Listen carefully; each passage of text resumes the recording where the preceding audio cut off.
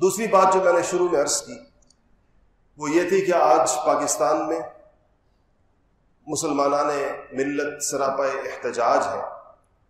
Netherland کے اندر ایک بدبخت کے اس اعلان کے اوپر جس میں اس نے العیاذ باللہ نعوذ باللہ نقل کفر نہ باشد ڈرا محمد کے نام سے صلی اللہ علیہ وسلم ایک مقابلے کا اعلان کیا ہے، کانٹیسٹ ہے، جس میں اس نے کہا ہے کہ العیاذ باللہ ساری دنیا کے کارٹونسٹس اور آرٹسٹس ان کو دعوت دی ہے کہ رسول اللہ صلی اللہ علیہ وسلم کے خاکے بنائیں.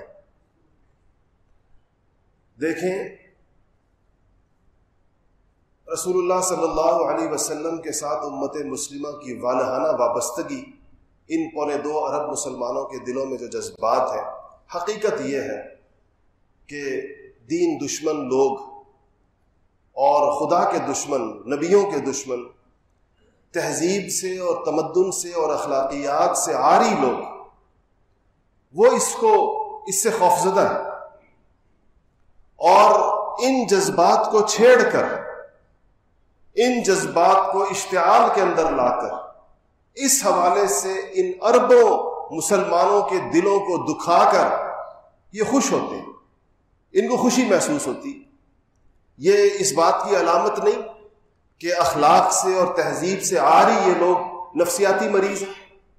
یعنی وہ انسان جو اربوں انسانوں کو دکھ پہنچا کر خوش ہو، جو اربوں انسانوں کے جذبات کو پامال کر کے، ان کے عقیدت اور محبت کے مراکز کے اوپر حملے کر کے خوش ہو اور اس کو ایک اچھی چیز سمجھے اور اس پر فخر کرے، اس سے زیادہ انسانیت سے دور کون ہو سکتا؟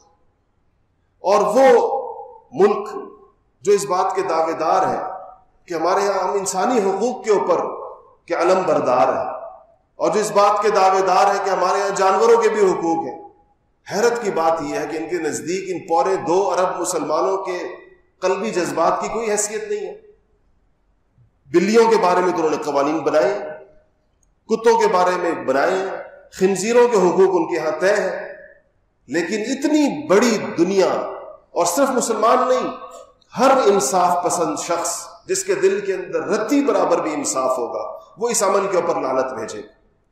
وہ کہے گا یہ کیسی چیز ہو سکتی ہے جس کے اندر لوگوں کو اس کی دعوت دی جائے کہ آؤ ایک دوسرے سے بڑھ چڑھ کر اتنی بڑی تعداد کے اندر انسانوں کے دلوں کو ٹھیس پہنچائیں، ان کو خون کے آنسو رلائیں. کتنے لوگ ایسے، آپ یقین کریں، ہم میں تو ہر مسلمانوں میں بھی ہر قسم ہوتی ہے، میرے ساتھ نوجوانوں کا تعلق بہت زیادہ رہتا ہے.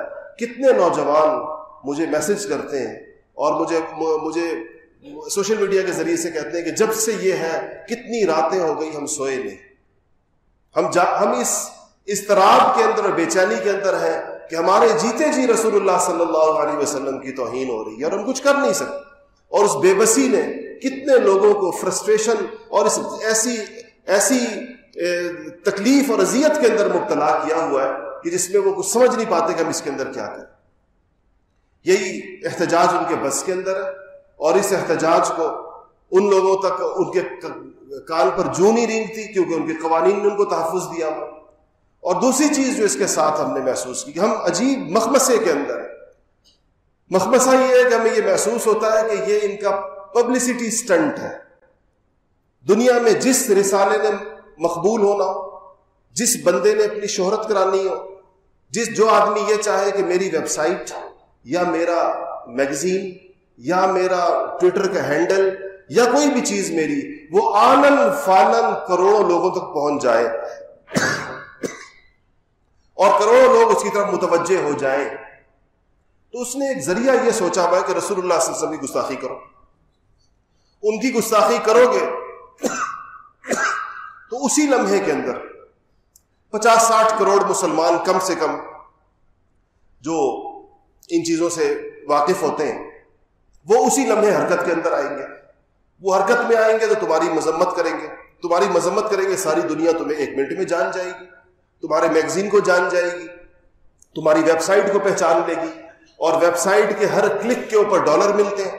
تو جب یہ 60 کروڑ لوگ اپنا احتجاج ریکارڈ کرنے کے لیے بھی تمہاری ویب سائٹ پر آئیں گے، تمہیں اتنے کروڑ ڈالر مل جائیں گے اس کے اوپر. یہ نفسیات کار فرما ہے ان سارے کاموں کے پیچھے. یعنی دنیا مادیت پرستی کی اس حد تک پہنچ چکی ہے کہ چند ٹکے اور پیسے کمانے کے لیے اس کے گستاخ ہاتھ نبیوں کے دامن تک جا پہنچے. نبیوں کے دامن تک اپنے ہاتھوں کو دراز کیا ہے اس لیے کہ کچھ چند ٹکوں کا فائدہ ہو جائے. اب میں کبھی یہ سوچتا ہوں، صحیح بات یہ کہ مجھے مخمصہ ہے، احتجاج کریں تو بھی ان کو فائدہ. وہ تو چاہتے ہی یہی ہیں، وہ تو چاہتے ہیں کہ ہم ان کا نام لے لے کر شور مچائیں اور ان کو اس سے فائدہ ہو. احتجاج نہ کریں تو وفا اور غیرت اجازت نہیں دیتی. رسول اللہ صلی اللہ علیہ وسلم سے اپنا تعلق اس بات کی اجازت نہیں دیتی کہ اتنا بڑا کام ہو اور ہم خاموش رہ جائیں، ہم بیٹھے رہ جائیں، ہم اس میں کچھ بھی نہ بولیں.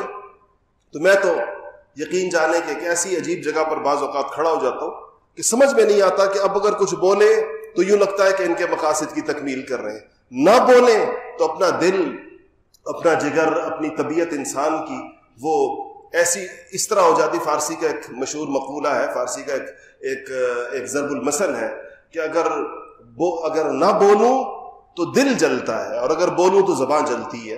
کہ اگر اس میں تو خیر نہیں ہے کہ بولے بندہ تو انہی کو فائدہ پہنچتا ہے کسی نہ کسی طریقے سے، نہ بولے تو یہ امت کے اوپر ایک ایسے لگتا ہے جیسے بے حسی کی ایک چادر تن گئی ہے کہ جو کسی چیز سے حرکت کے اندر نہیں آتی.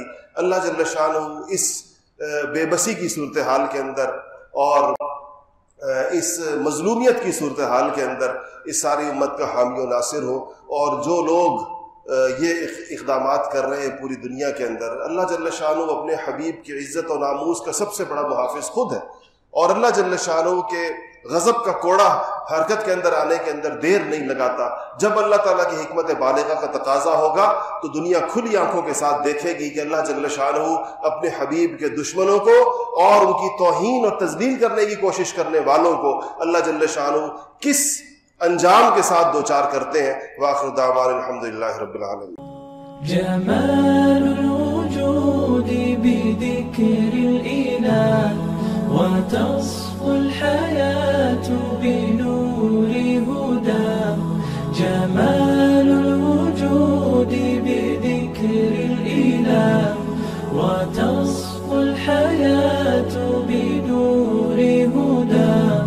وتطلب نفس له طاعة ويبلغ سعد إلى منتهى. فؤاد شغوف إلى ربه أحب رضاه أحب لقاه. يظل يجيء إلى ربوة قرار